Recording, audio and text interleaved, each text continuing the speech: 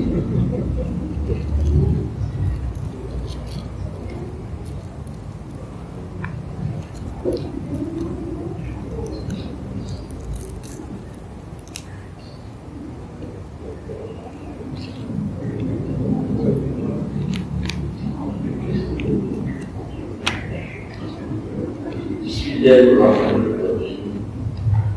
Udaranya Mustafa Rasulullah sallallahu alaihi wasallam. Summa wa ikhwana ya muslimin wa alihi sahabati ajma'in. Ulama salihin masyayikh ad-din wal fuqaha wal muhaddithin wal mufassirin. Semoga makanya wajibnya wa wajibnya وأعمالنا وأماننا وأخوالنا وأخواتنا وشيخنا والمسلمين والمسلمات والمؤمنين والمؤمنات ونور شيخه محمد معمول بن عبد الرحمن وبكل شيء محروم وبشيء من بلغ محمد راوي وبشيء سياسي سبرني وبشيء إسماعيل سنالي بشيء محمد بن رسول اسمه وبشيء محمد عن الصلاة وبشيء مؤسسات في هذا من وبشيء في الحلم وبشيء اعتدال وبشيء بالأداء وبشيء عبد واحد خارج الأرض وبشيء محمد أمن بسم الله الرحمن الرحيم أعوذ بالله من الشيطان الرجيم بسم الله الرحمن الرحيم الحمد لله رب العالمين الرحمن الرحيم مالك يوم الدين إياك نعبد وإياك نستعين اهدنا الصراط المستقيم صراط الذين أنعمت عليهم غير المغضوب عليهم ولا الضالين.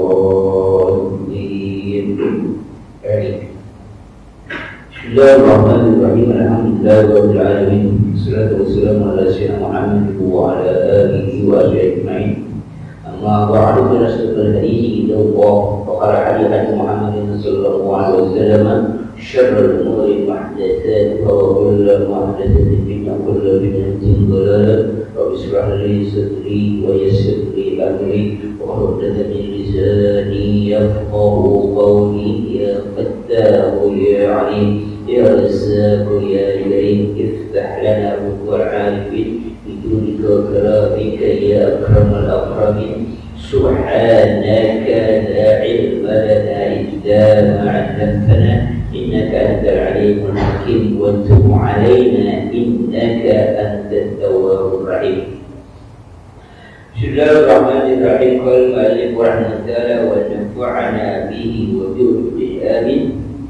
ثم قال وقال وهيان شرح الصدر تنويره بالحكمة وتوسيعه لتلقى ما يوحى إليه وهو قلبه.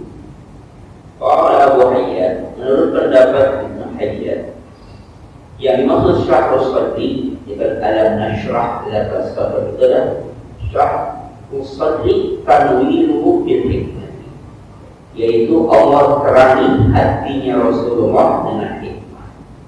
Wa tawsi'uhu itu qama yuhailai, dan diluaskan hati Rasulullah supaya dapat menerima wahyu. Wa huwa qaulul jumhur, ini adalah pendapat mayoritas ulama. Karena nanti ada kata-kata lama syarah itu menjadi perdebatan ulama. Apa yang dimaksud dengan asyarah?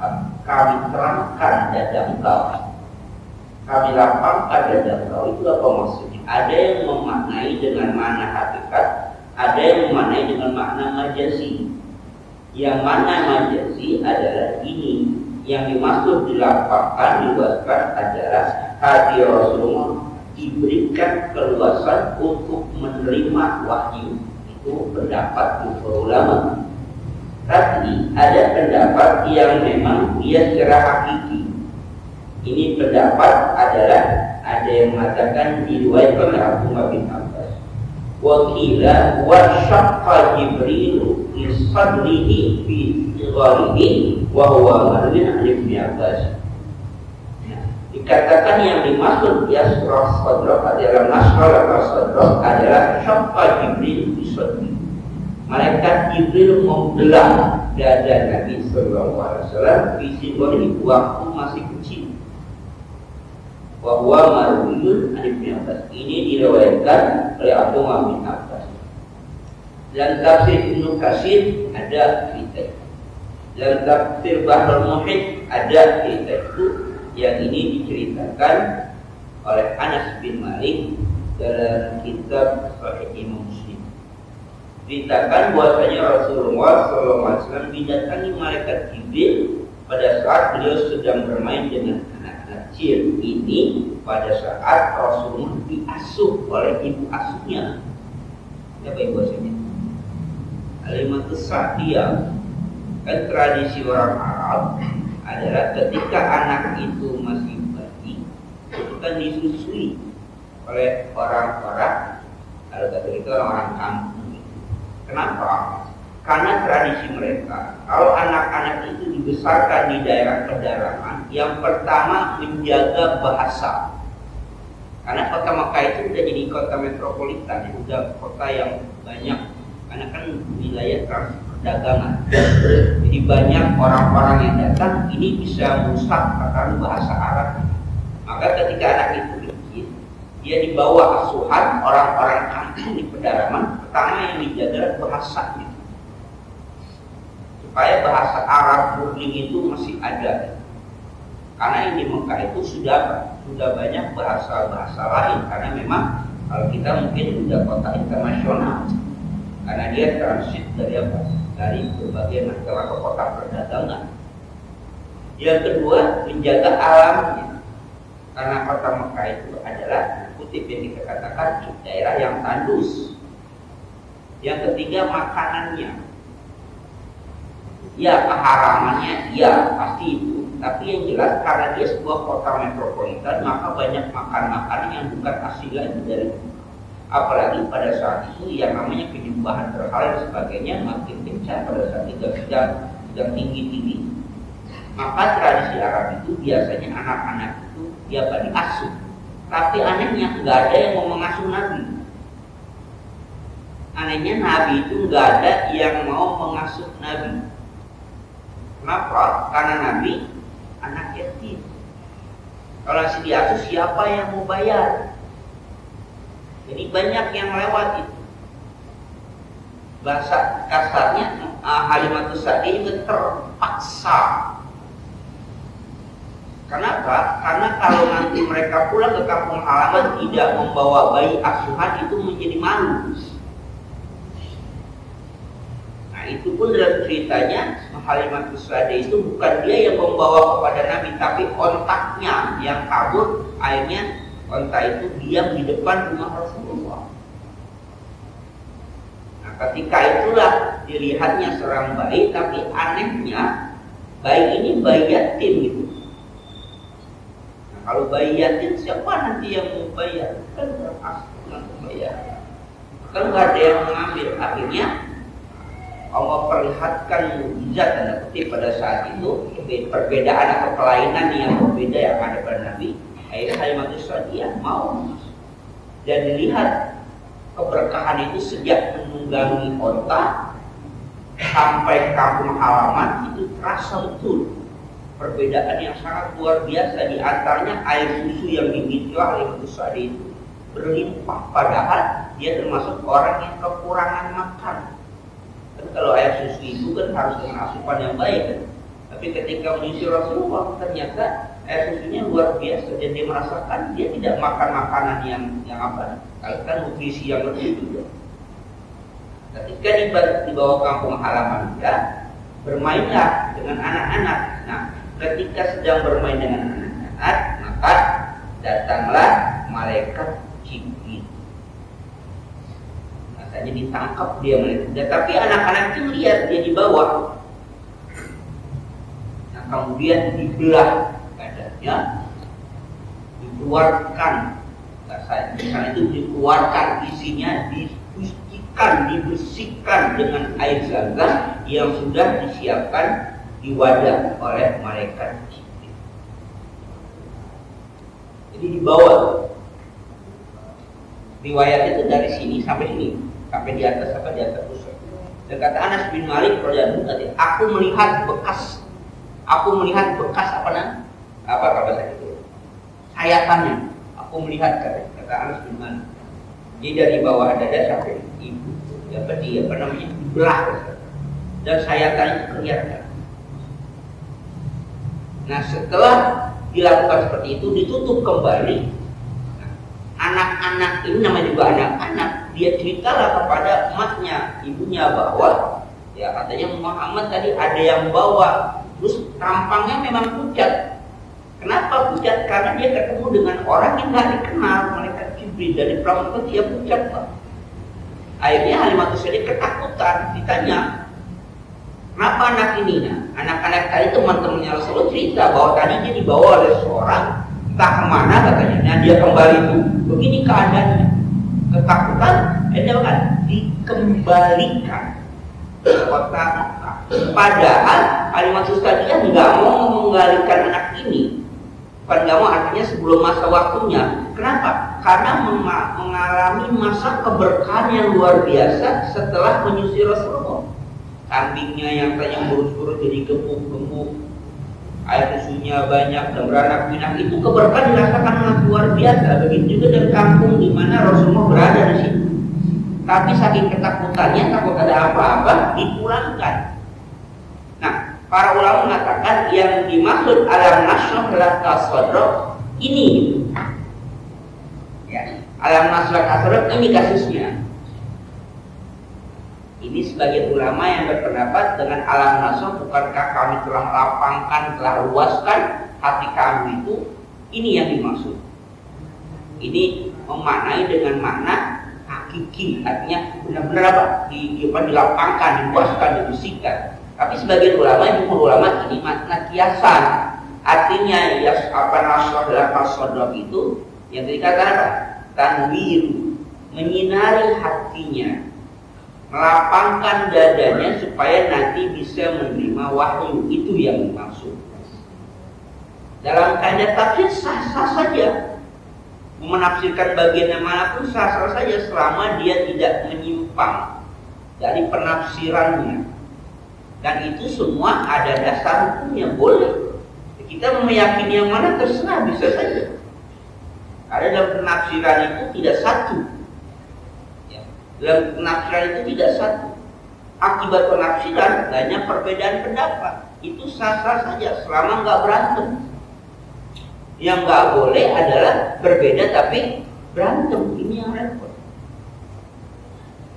Berbeda biasa. Imam Asy-Syafi'i punya guru Imam Malik. Ketika Imam Syafi'i punya mazhab seperti mazhab Asy-Syafi'i, Imam Malik sebagai gurunya ngambek enggak? Enggak marah. Imam Asy-Syafi'i punya murid Ahmad bin Hanbal, mazhabnya Hambali. Imam Syafi'i marah, muridnya punya mazhab lagi, enggak, malah senang. Imam Al-Bukhari punya murid Imam Muslim. Imam Bukhari sudah punya kitab namanya Sahih Al-Bukhari. Imam Muslim tulis kitab lagi Sahih Muslim. Ngambek? Enggak. Namanya guru itu begitu, kalau muridnya sukses, gurunya senang, bukan ngambek. Berbeda. Jangankan itu, dalam aliran teologi yang kita anut, misalnya kebanyakan mayoritas umat Islam di Indonesia itu teologinya adalah Asy'ariyah atau ahli sunnah wal jamaah yang didirikan oleh Abu Hasan al-Asy'ari. Abu Hasan al-Asy'ari itu murid dekatnya Mu'tazilah, Al-Jubai dan Nasir bin Atha. Selama 20 tahun menjadi Mu'tazilah. Tapi kemudian setelah 20 tahun akhirnya dia merasa tidak nyaman dengan Mu'tazilah. Lalu dia beruzlah di sebuah menara, dan setelah fatwanya dia keluar, dia lepaskan jubahnya, kata Abu Hasan al-Asy'ari, aku lepaskan Mu'tazilah sebagaimana aku lepaskan jubah ini, dilempar. Padahal awalnya siapa? Awalnya Mu'tazilah, tapi kemudian jadi ahli sunnah wal jamaah, mendirikan mazhab sendiri. Nggak berantem, enggak. Itu yang repot umat Islam, apa? Berantem dulu gara-gara beda. Itu yang repotnya, akhirnya nggak bisa ganti. Nah, perbedaan tafsir biasa-biasa saja, nggak jadi masalah, berbeda saja nanti. Nah, keduanya perbedaannya harus dengan argumentasi, ada dalilnya. Nah, dalil yang pertama tadi Tapi dia mengatakan makna hakiki. Dasarnya itu ada riwayat dalam Sahih Muslim yang diriwayatkan oleh Anas bin Malik. Yang pendapat yang tadi dengan makna majazi, ya dilihatnya dari makna majazinya saja. Yang namanya dada diluaskan dan dilapangkan, dibersihkan itu bukan bersih benar-benar, tapi apa? Diterangi dia supaya bisa menerima wahyu. Nah itu ya penafsiran, jadi biar apa? Biar tahu ada perbedaan macam. Ayat selanjutnya wa wada'na anka wizra. Arti wa wada'na, kami letakkan dari engkau wizra itu artinya beban. Haqaqna anka hamlakas sakila. Kami turunkan dari kami itu beban kau yang berat. Alladhi anqadha dhahraka. Alladhi anqadha dhahraka ay alladhi asqala wa wahana dhahraka. Artinya yang membebani, yang menjadi lemah punggung kau. Itu asal kata hakikatnya. Ya asal kata wa wada'na anka wizrak alladzi anqadha dhahrak itu asqala wa awhana dhahrak, yang menjadi beban berat di punggung kamu. Dhahrak itu kan bagian belakang punggung. Jadi yang dimaksud dalam alladzi anqadha dhahrak itu yang dibeban di atas punggung kamu. Itu arti dari terjemahan secara lafziah. Para mufassirun, ahli tafsir mengatakan al-muradu bil, jadi karena wada'na anka wizra, al-muradu bil wizri. Apa yang dimaksud dengan wizri? Yaitu al-umur allati fa'alaha Nabi sallallahu alaihi wasallam. Yang dimaksud dengan beban adalah segala sesuatu yang dilakukan oleh Rasulullah SAW sebagai pembawa risalah. Karena bebannya berat. Ingat surah ini masuk kategori surah apa? Surah Makkiyah ya. Surah Makkiyah apa? Surah yang diturunkan sebelum Nabi hijrah ke kota Madinah. Artinya ini belum masa-masa enak gitu, ini masa-masa sulit. Kalau nanti surah-surah Madaniyah itu masa-masa sudah tanda kutip lah ya, sudah enak. Maka ketika surah-surah yang diturunkan setelah hijrah itu banyaknya sifatnya hukum. Tapi kalau surah-surah yang diturunkan sebelum hijrah atau ayat-ayat sebelum hijrah itu biasanya isinya bisa apa? Bisa ancaman tentang azab. Tapi yang paling pokok tentang ketauhidan. Kenapa? Karena yang paling utama ditanamkan pada orang atau pada manusia itu tauhidnya dulu. Kalau tauhidnya sudah kuat, syariat gampang dikerjakan. Tapi kalau tauhidnya belum kuat, susah syariat dikerjakan. Artinya kalau tauhidnya sudah kuat, apapun yang diperintahkan itu pasti dikerjakan. Tapi kalau tauhidnya belum kuat, belum tentu dia kerjakan. Yang pernah saya contohkan, kalau dia sudah percaya, maka apapun yang diperintahkan akan dikerjakan dengan mudah. Yang dulu kita contohkan, kalau dia percaya itu dokter, apapun yang disuruh sama dokter diapain? Dikerjakan, karena awal sudah apa? Percaya. Disuruh minum racun juga mungkin dia minum kali gitu. Karena dia percaya. Tapi kalau dia nggak percaya, ya dia nggak makan, dia nggak minum, kalau udah bayar. Dia percaya pada tukang cukur, yang akan aman dia sama tukang cukur, maka ditoyor-toyor mau aja dia. Karena dia percaya, ya namanya tukang cukur ya. Coba, jangankan sama orang, ini juga noyor kepala kita. Kalau bahasa Sunda apa? Walaupun dipitrain tuh kayak kenapa? Karena percaya. Nah, maka ketauhidan itu ditanamkan pada fase Mekah. Kalau seorang sudah kuat imannya, maka apapun yang diperintahkan dikerjakan. Maka ketika di Madinah barulah ayat-ayat tentang hukum, tentang ibadah. Yang pertama kali turun ayat tentang ibadah adalah salat 5 waktu. Itu terjadi pada waktu Mi'raj, Sidratul Muntaha, dan itu terjadi akses sebelum beberapa waktu sebelum hijrah ke kota Madinah, 10 Hijriah. Nah, setelah itu baru hijrah. Pada tahun kedua setelah hijrah ada perintah puasa pada saat perang Badar. Pada tahun 3 Hijriah perintah zakat, perintah haji 10 Hijriah. Di belakang baru di akhir baru perintah haji. Karena yang namanya perintah itu tadarruj, bertahap, nggak sekaligus. Setiap perintah dikerjakan oleh umat Islam. Kenapa? Karena imannya sudah kuat, sudah ditanamkan ketika pas Mekah. Maka ini pastinya pas Mekah. Nabi belum punya kekuatan apa-apa, masih terintimidasi oleh orang-orang Quraisy. Tapi Allah menjanjikan bahwa kami telah ringankan beban kau dengan kata-kata alladzi wa wada'na anka wizra alladzi anqadha. Nah, wa wada'na anhu wa ghufranaha. Lalu yang dimaksud dengan bahwa muha meletakkannya ini artinya mengambil arti majazi. Yang dimaksud ghufran, ampunan. Ikan ini gini nih. Beban ini kan berarti. Makanya apa ini? Nah, yang nggak berat. Kalau ini ke punggung manusia, ini namanya apa? Alladzi anqadha dhahra. Wada'na anka wizra. Kami letakkan, nanti kami taruh ini dari beban ini. Itu artinya arti apa? Arti hakiki. Tapi para ulama memahaminya artinya bukan hakikat itu, majazi. Apa yang dimaksud diringankan beban itu adalah ghufran. Allah ampuni dosa kamu. Karena ada apa? Ada firman yang lain. Ya ghufra lakum wa ma taqaddama min dzambik wa ma ta'akhkhar. Allah mengampuni apa yang telah terdahulu dan apa yang akan datang dari dosa-dosa. Pertanyaannya, emang Nabi berbuat dosa? Ya kan ya? Pertanyaannya, emang Nabi berbuat dosa? Maka dikatakan walaisal muradu bidzunubi al-ma'asi wal asami. Bukanlah yang dimaksud dengan dosa itu karena maksiat.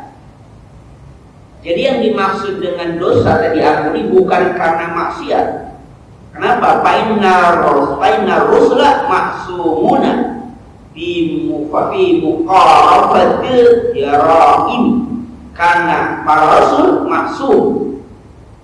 Apa maksum? Terjaga dari dosa.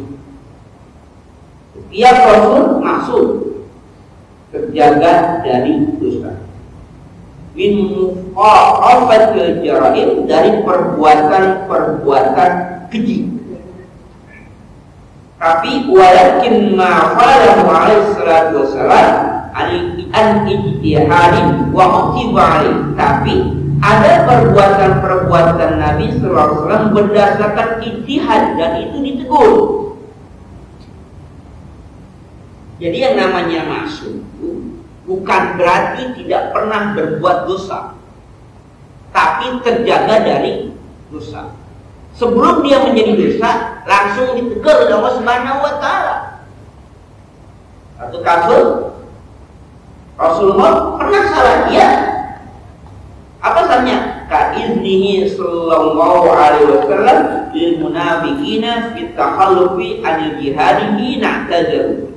Contohnya, ketika Rasulullah SAW mengizinkan kepada orang-orang munafik ketika mereka tidak ikut dalam jihad, dalam perang, Nabi izinkan. Kenapa? I'tazaru, mereka minta uzur.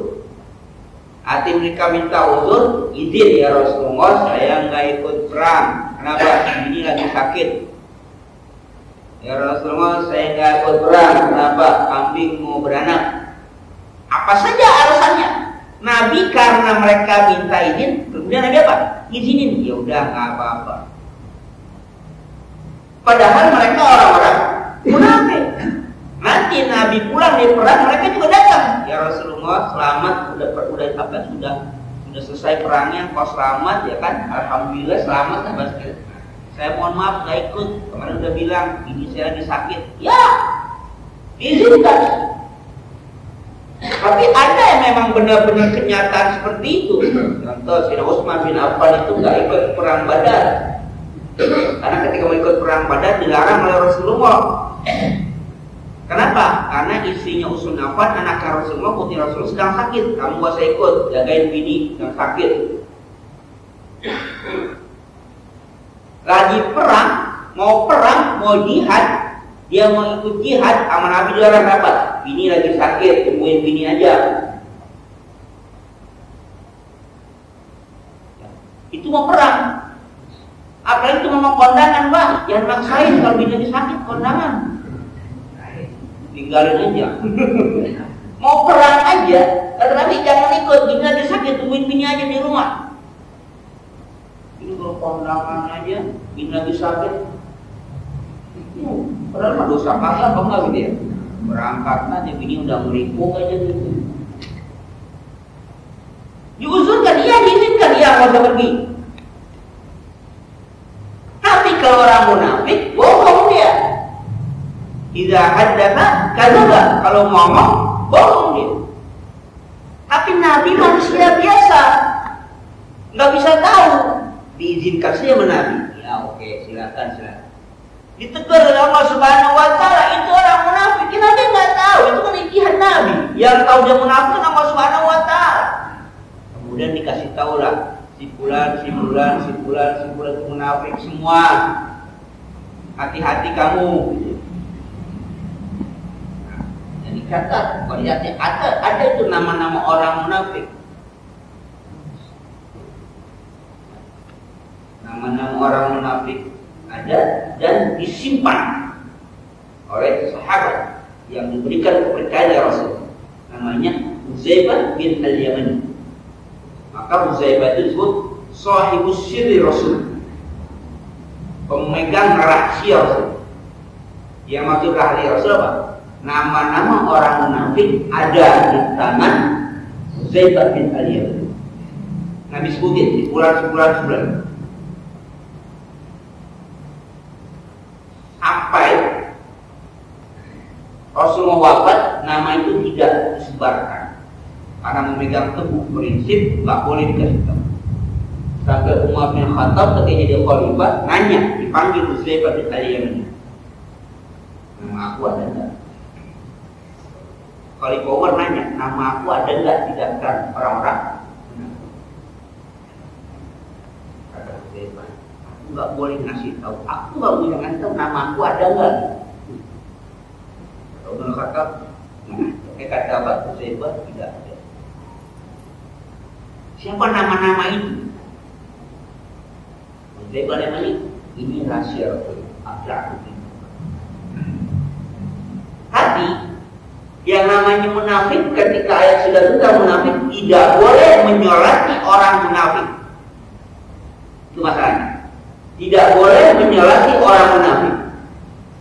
Tidak boleh berdiri di atas kubur orang munafik.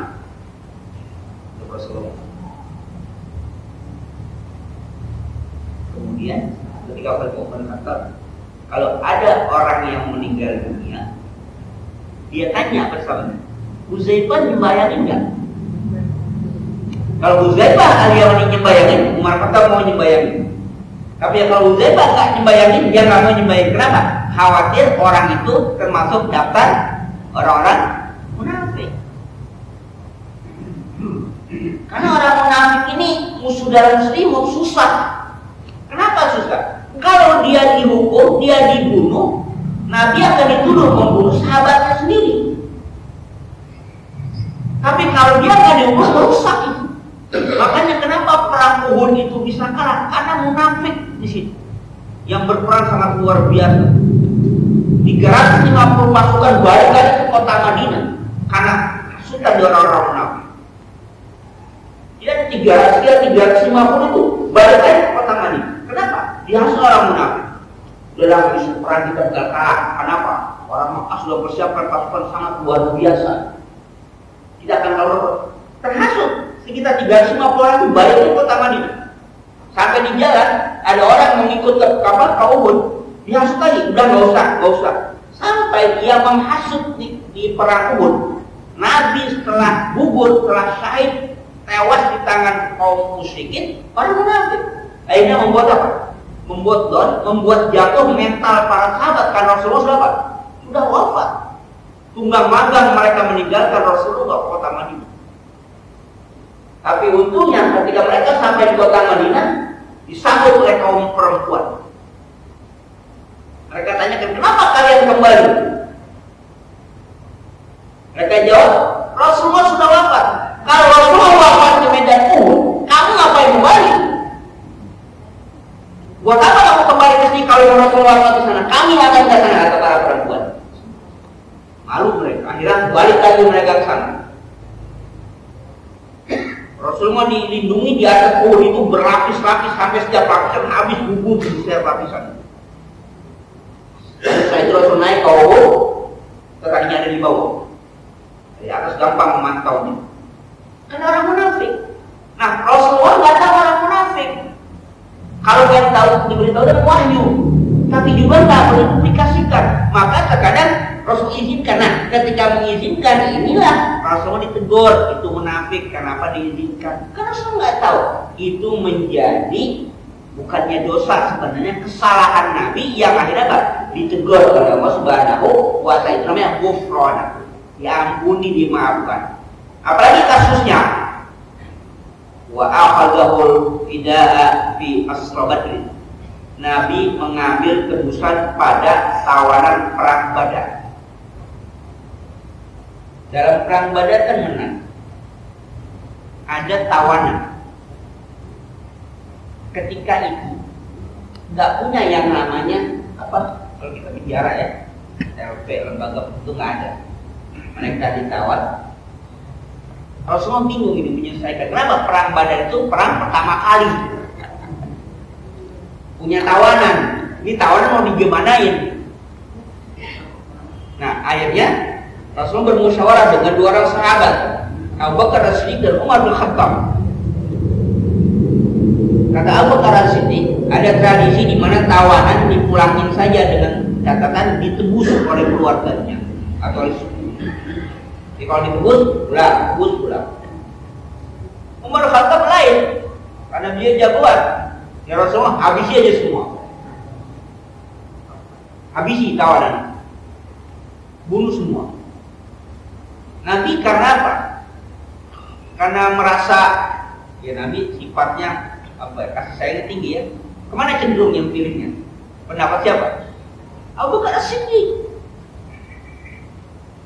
Pada pendapat Abu Bakar As-Siddiq yang begitu lembut.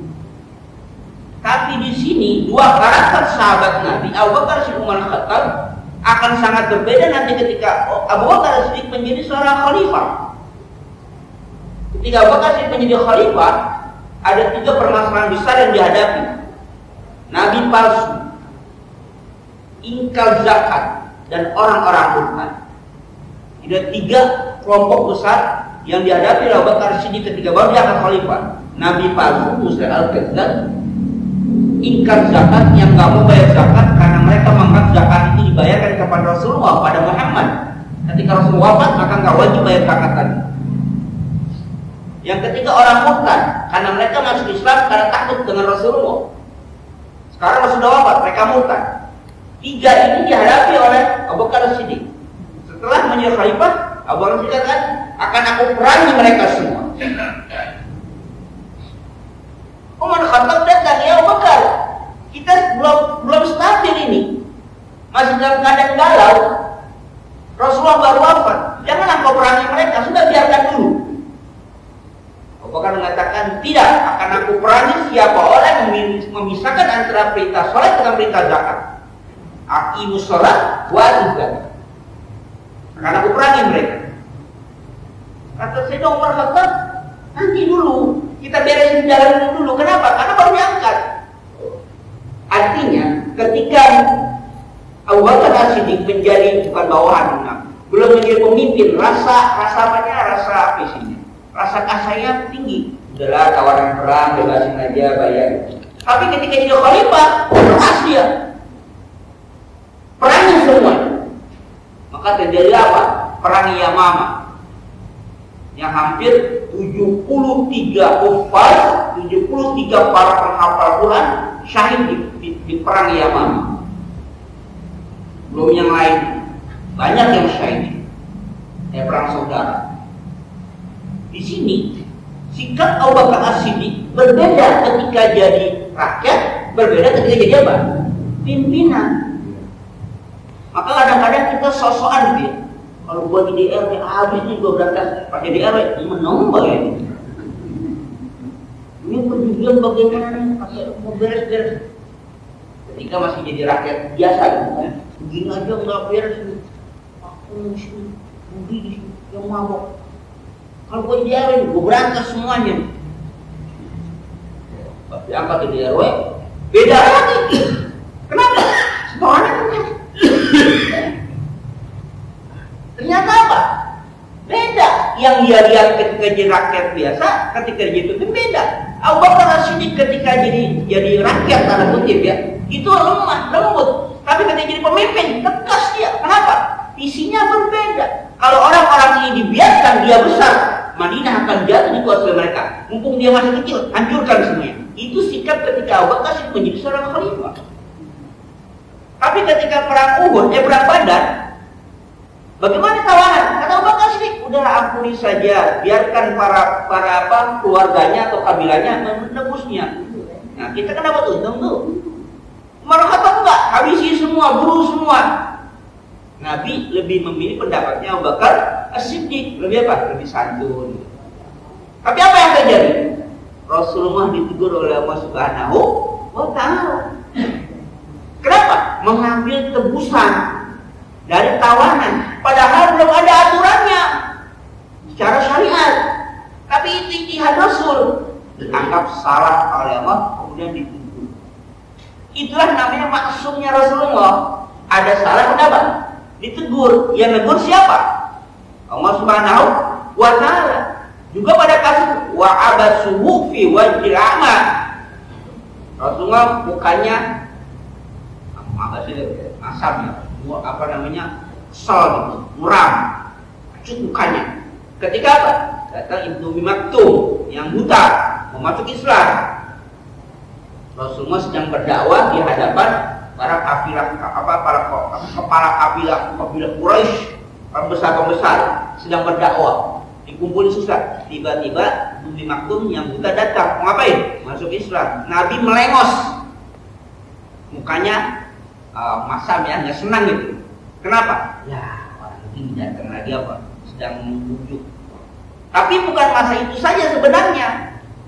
Karena orang-orang Quraisy ini nggak suka kalau ada rakyat jelata datang, apalagi dia buta. Bergabung di mana? Di kelompok mereka itu yang sedangkan ada Rasulullah sendiri bukan, tapi karena tuntutan. Kata mereka, usir orang itu, dia tidak patut bersama kami, orang-orang terhormat. Karena Rasul mengharapkan orang-orang itu masuk Islam, maka sempat terbesit Rasulullah mengusir Ibnu Ummi Maktum yang buta. Ditegur oleh Allah Subhanahu wa Ta'ala. Ayat apa? Abasa wa tawalla ja'ahul a'ma. Ayat itu ditegur. Sikap Nabi dianggap salah. Itulah maksum. Nabi salah, kemudian apa? Ditegur, dijaga. Bukan berarti nggak pernah, tapi dijaga oleh Allah. Jangan sampai kesalahan itu menjadi dosa. Kita maksum nggak? Enggak. Kenapa? Ketika kita dosa, nggak ada yang negur. Ada yang negur, salahkan kita. Repotnya begitu. Udah bang, janganlah itu sampai ini. Kata bininya, apa kata kita? Orang wadon gitu. Makanya maksiat, anaknya negur. Udah lu bocah, nggak ngerti apa-apa, udah. Nah, galakan kita. Allah menegur Rasulullah. Kita siapa yang negur? Akhirnya kebablasan kepada kemaksiatan. Tapi bukan karena Allah nggak negur. Kadang-kadang teguran Allah kita nggak rasakan. Apakah bencana yang bertubi-tubi bukan teguran? Ya. Banjir, gunung meletus, gempa bumi, masya Allah. Itu nggak teguran. Cuma kadang-kadang itunya apa? Nggak sadar.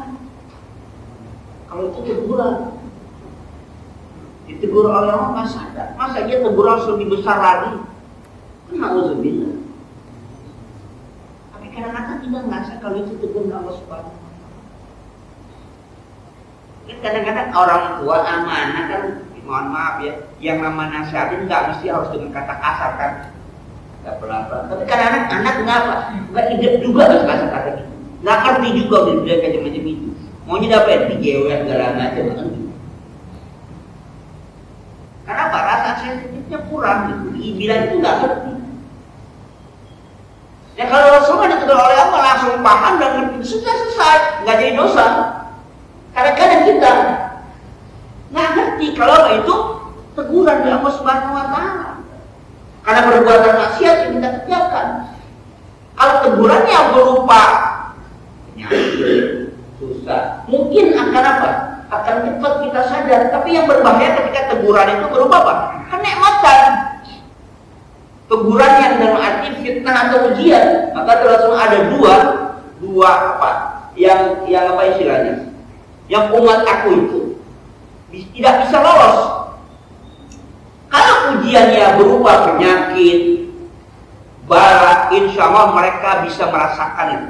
Tapi kalau ujiannya berupa nikmat, ini yang banyak yang tidak lolos dari ujian. Mereka mengangkat ini apa?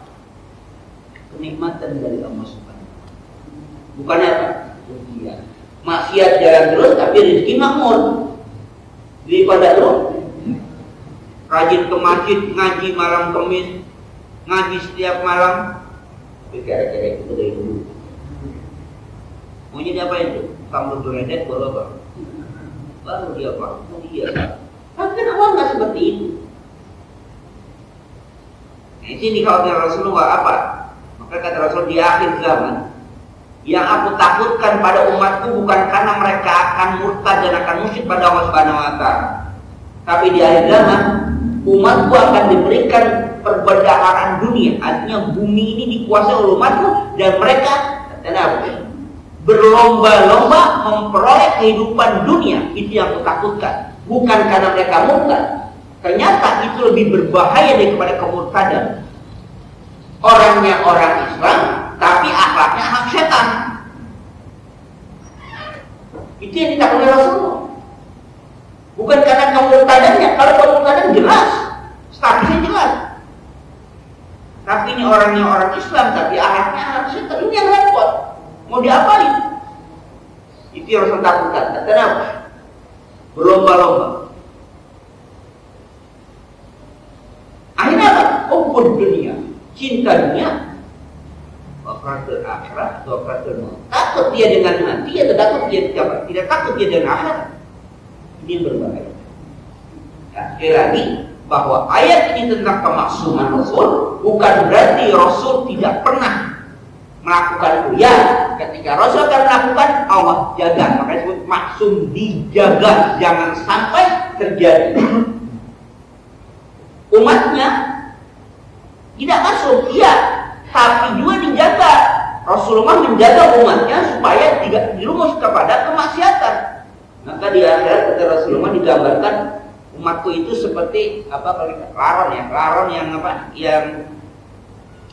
Yang mendatangi lampu gitu, cahaya datangan. Dan cahaya itu digambarkan neraka. Aku sudah cegah mereka sampai aku pegang apa namanya? Ikat pinggangnya supaya tidak jatuh. Tapi mereka jatuh semua.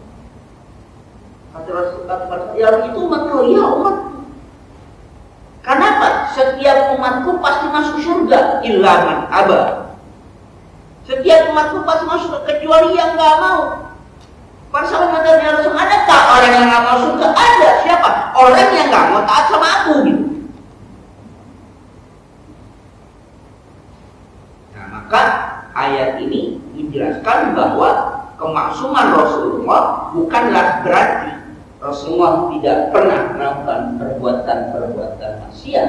Ada kutip, maksiatnya maksiat level Rasul, bukan level kita. Tapi Allah jaga. Maka kata-kata wada'na anka wizrak diartikan ghufrana. Allah mengampuni Rasulullah karena kesalahan. Nah, kenapa seperti itu? Wa qala fi tafsir Wa innama usifat dzunubul anbiya bis-saqat wa hiya saghairun maghfuratun lahum. Karena disebut dosa itu sebagai beban Rasul. Itu saya. Belum.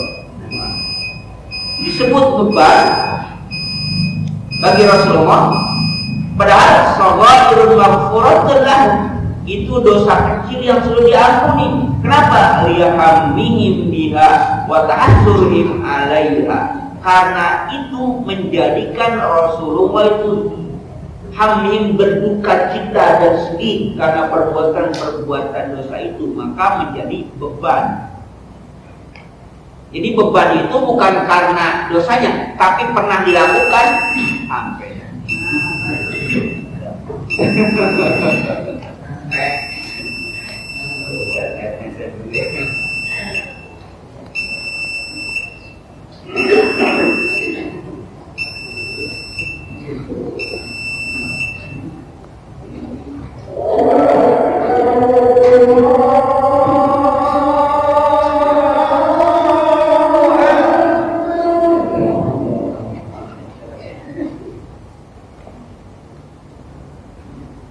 Allah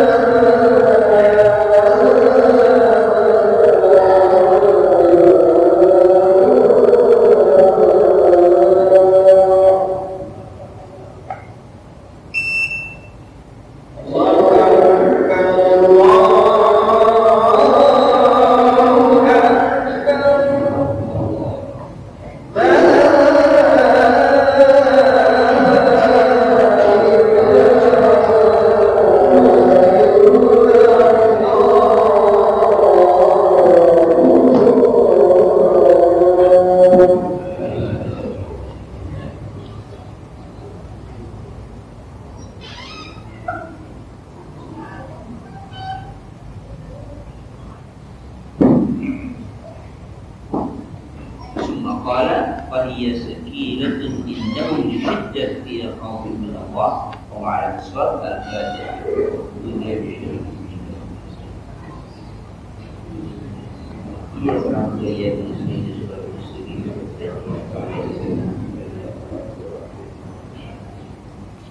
Bismillahirrahmanirrahim.